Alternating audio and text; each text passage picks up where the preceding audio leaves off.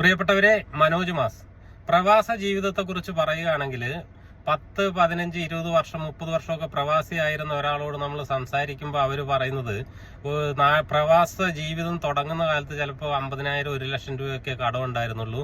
ഇപ്പോൾ നോക്കുമ്പോൾ 10 ലക്ഷം 15 ലക്ഷമൊക്കെ കടമാണ്. പ്രവാസിയാകും തോറും കടം കൂടിക്കൂടി വരുവാണ്. അപ്പൊ ഈ ഇത്രയും വർഷത്തിനിടയ്ക്ക് വീട് കാര്യങ്ങൾ, മക്കളുടെ പഠിത്തം, വിവാഹം കാര്യങ്ങളെല്ലാം പ്രവാസം കൊണ്ട് കഴിഞ്ഞു. എങ്കിലും എല്ലാ ദിവസവും കടത്തെക്കുറിച്ച് ഓർത്ത് മാനസിക ടെൻഷനാണ്. അങ്ങനെ ഒരുപാട് ടെൻഷനാണ് പ്രവാസികൾ പറയുന്നത്.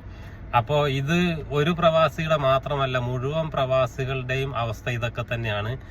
നാട്ടിലെ ജീവിത സാഹചര്യങ്ങൾ മെച്ചപ്പെടുത്തുന്നതിന് വേണ്ടി പ്രവാസികൾ നാട്ടിൽ നിന്നും ഇവിടെ നിന്നും എല്ലാം കടം വാങ്ങിയിട്ട് ഓരോ കാര്യങ്ങളും ചെയ്യുകയാണ്. അപ്പോൾ ഓരോ പ്രവാസിക്കും കടം കൂടി വരുന്നു. അതുപോലെ തന്നെ മാനസിക സമ്മർദ്ദങ്ങളൊക്കെ കൂടി വരുന്നു. പ്രായമാകുന്നു. പിന്നെ പലവിധ രോഗങ്ങൾ, uric acid, sugar, pressure, cholesterol, അങ്ങനെ പലവിധ രോഗങ്ങളും പ്രവാസികൾക്ക് ഉണ്ടാകുന്നു. നാട്ടിൽ പോകുമ്പോൾ പ്രവാസികൾ രോഗികളായി മാറുന്നു പലരും. അതാണ് നമ്മൾ പല വീഡിയോകളും കാണുന്ന പല പ്രവാസികളെയും വീട്ടിലേക്ക് കയറ്റുന്നു. ഭാര്യയ്ക്കും മക്കൾക്കും മരുമക്കൾക്കൊന്നും ഈ അച്ഛനെ ഇല്ലേ പ്രവാസികളെ വേണ്ട എന്ന വിധത്തിലേക്ക് നീങ്ങുന്നത് അതുകൊണ്ടാണ്.